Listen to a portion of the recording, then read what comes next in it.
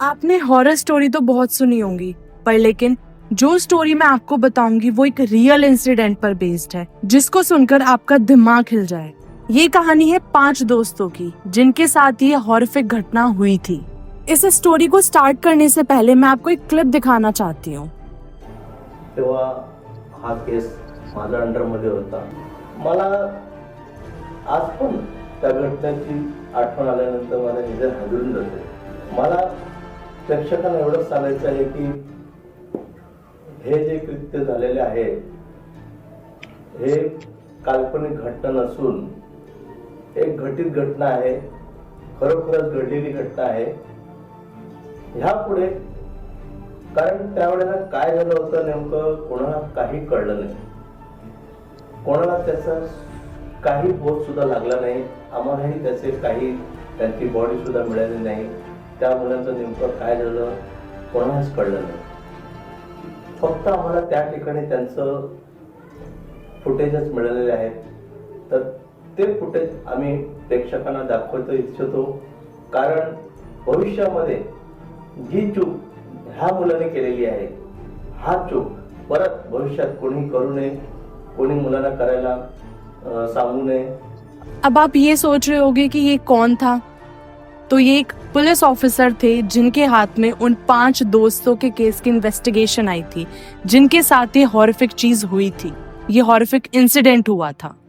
अब मैं आपको एक और क्लिप दिखाती हूँ जिसमें वो 5 दोस्त उस बिल्डिंग के बाहर खड़े हुए हैं, काफी हंस रहे हैं, अच्छे से बात कर रहे हैं।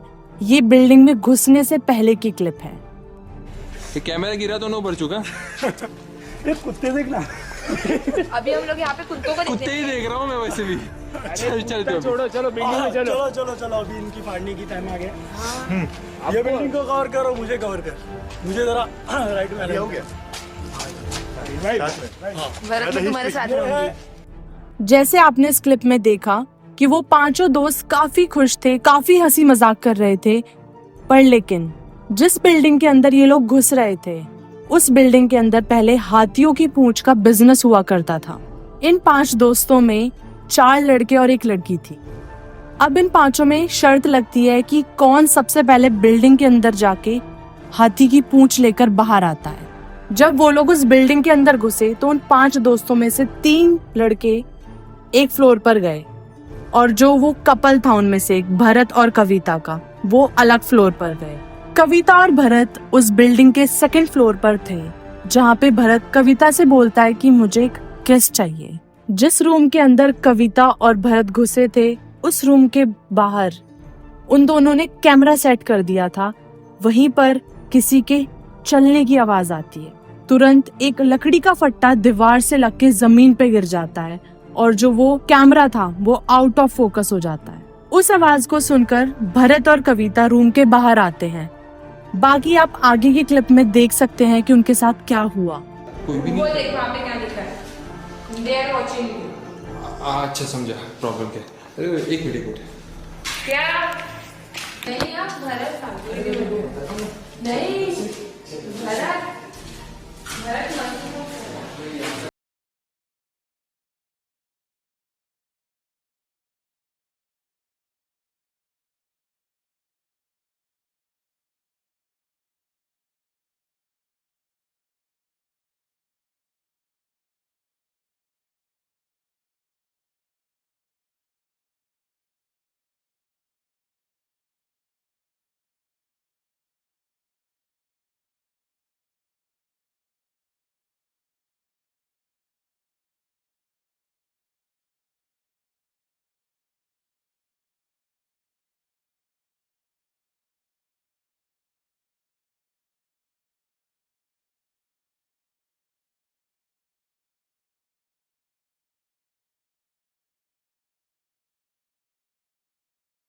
देखा कि sudden camera out of focus हो जाता है, मतलब नीचे गिर गया है कैमरा। उसके बाद वो अपने आप उठ जाता है कैमरा अपनी जगह पर और कंटिन्यूअसली किसी के चलने की आवाज आती है।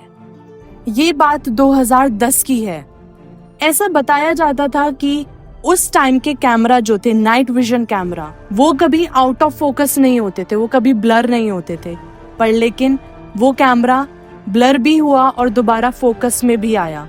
इससे सिर्फ यही पता चला कि वहां पर नेगेटिव एनर्जीज प्रेजेंट थी।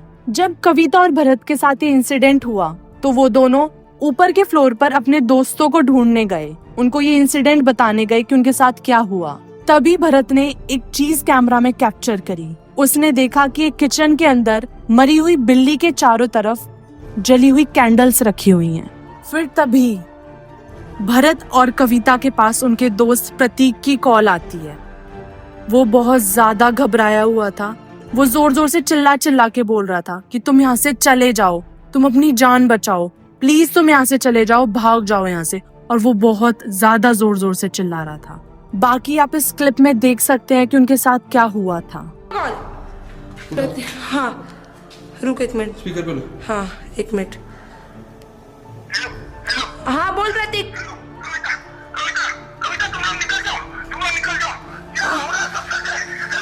हाँ, क्या क्या क्या बोल रहा है प्रतीक? हेलो, हाँ, क्या हुआ? हेलो, फोन क्या बोल रहा था ये?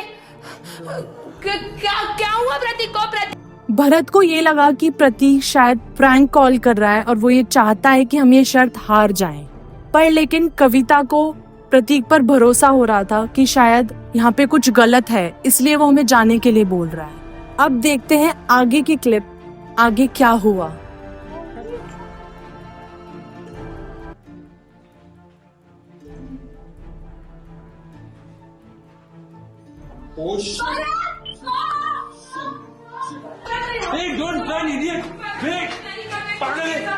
जब भरत ने वो बिल्ली वाला सीन कैप्चर करा तो कविता ने चिल्ला चिल्ला के बोलना शुरू करा कि चलो यहाँ से, मेरे को नहीं रहना यहाँ पे, प्लीज चलो यहाँ से। तो भरत उसको रोकने लगा कि नहीं, हम यहीं पे रहेंगे, हम लोग चैलेंज जीत कर जाएंगे यहाँ से। अब इस क्लिप को देखने के बाद आप बहुत ज्यादा डिस्टर्ब हो जाओगे, इसलिए मैं इस क्लिप का सिर्फ स्टार्टिंग का पार्ट ही आपको दिखाऊंगी। अच्छा सुनना, 2 मिनट रुक जाओ। क्यों सब लोग का phone switch off crossing the limit. कौन? जतिन हाँ, जतिन प्लीज फोन उठा, प्लीज।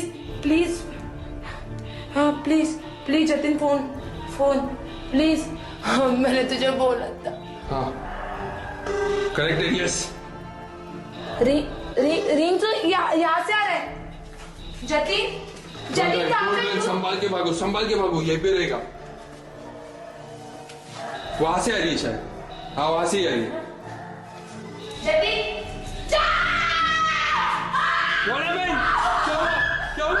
क्या हुआ? पागल चिल्ला रही है। क्या हुआ?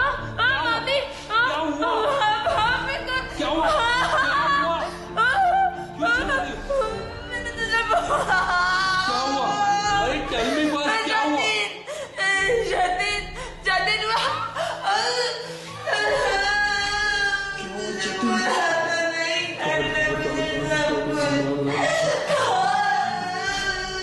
अगर आपको अपने रिस्क पर ये वीडियो या ये क्लिप पूरी देखनी है तो आपको ये YouTube पर मिल जाएगी। 5 फ्रेंड्स बिल्डिंग करके आप इसे YouTube पे सर्च कर सकते हैं। आप इसको सिर्फ अपने रिस्क पर देखना, क्योंकि ये बहुत ज्यादा डिस्टर्बिंग है। कविता ने अपने सारे फ्रेंड्स को कॉल करने का ट्राई करा, बट लेकिन किसी की भी कॉल नहीं लग रही थी।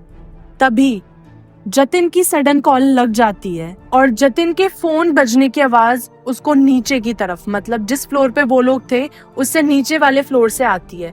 तो कविता भागते हुए जाती है और देखती है कि जतिन है कहाँ पर, उसका फोन किधर बज रहा है।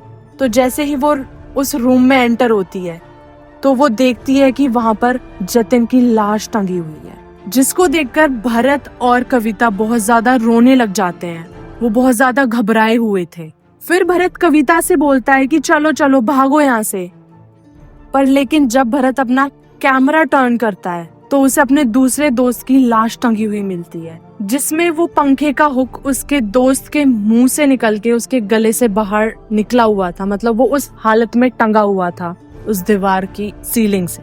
अपने फ्रेंड की लटकी हुई बॉडी को देखकर जब भरत बहुत जोर जोर से चिल्लाता है तो वो देखता है कि कविता सडन उससे भी नीचे वाले फ्लोर पे भाग कर जाती है। भरत कविता को बहुत आवाज लगाता है और जब वो नीचे जाके देखता है तो वहां पे उसको अपने एक और दोस्त की सिर्फ मुंडी मिलती है। इस क्लिप को भी हम आपको पूरी नहीं दिखा सकते, पर जितना दिखा सकते आप देख सकते हैं उसमें।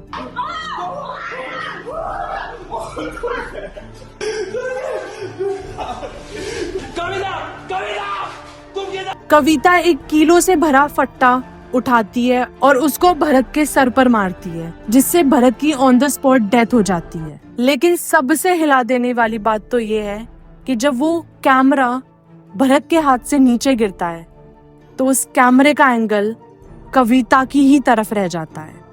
मतलब जो भी एक्टिविटी कविता करती है वो उस कैमरे में कैप्चर हो जाती है। पता नहीं देखने में या सुनने में ऐसा क्यों लग रहा है कि शायद वो लोग चाहते थे, जो भी नेगेटिव एनर्जी वहां प्रेजेंट थी वो चाहती थी कि वो सारी चीजें रिकॉर्ड हो। कविता ने जिस फट्टे से भरत को मारा था वो उसी फट्टे से खुद को 3-4 बार मारती है, कभी अपने सर पे तो कभी अपने गले पर, और कविता की भी वहीं पे डेथ हो जाती है।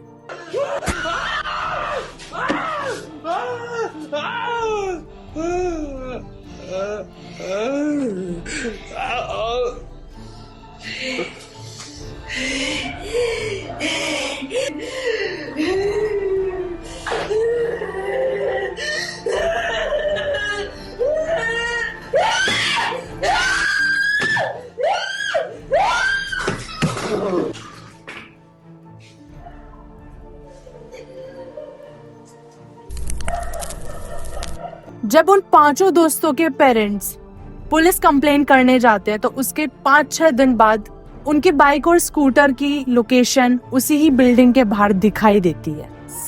सबसे हैरान कर देने वाली बात तो ये है कि वो सारी चीजें कैमरे में रिकॉर्ड हो रही थी, पर लेकिन उस बिल्डिंग से किसी की भी बॉडी नहीं मिली। मतलब वो 5 लोग मरे थे उस बिल्डिंग में, जो ऑन रिकॉर्ड थी, सारी चीजें रिकॉर्ड हो रही थी, उनमें से किसी की भी डेड बॉडी नहीं मिली पुलिस को।